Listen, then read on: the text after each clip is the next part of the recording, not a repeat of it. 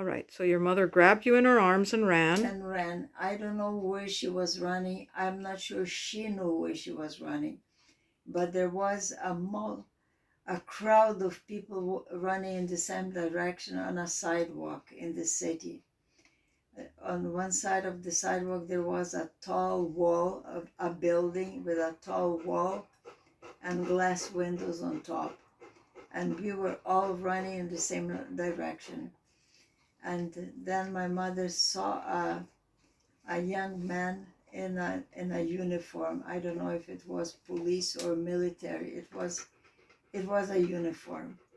So she turned to him and she said, "Please help me because I cannot run anymore," and gave me to him. He took me in his arms and ran a few steps. And then there was a huge explosion. A bomb exploded, and the windows from the glass from the windows just popped out, and we got a shower of shreds of window glasses. And I remembered falling it on my head and on everybody else. And the man that was carrying me put me standing on the sidewalk and ran. So my mother picked me up in her arms, and from there on, I don't remember what happened.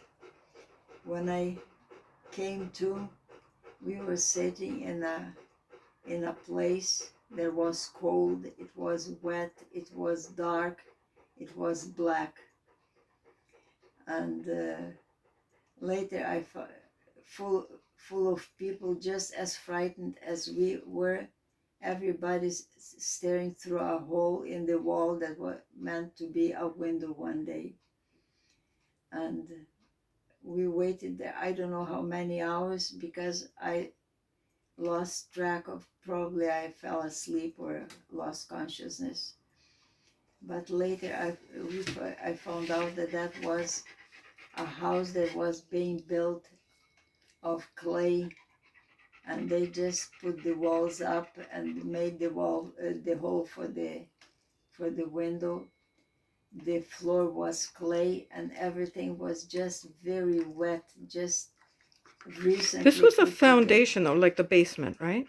No, it was the house. Oh, it was the house. It Okay. was a house made of clay. Okay. They were making something in shape of a brick of clay, Okay. letting it dry slightly, and then piling it up like bricks and gluing it with And the room you were in had only the one window. had the one window. I don't remember how we got in. I don't remember how we got out. But we spent the rest of the bombardment of the war. We spent in those few hours we spent in that room. And then when I recovered, I was already in the old house where we lived in Berdychiv. I was in bed and there was light and it was dry, it was warm. And the life was back to normal.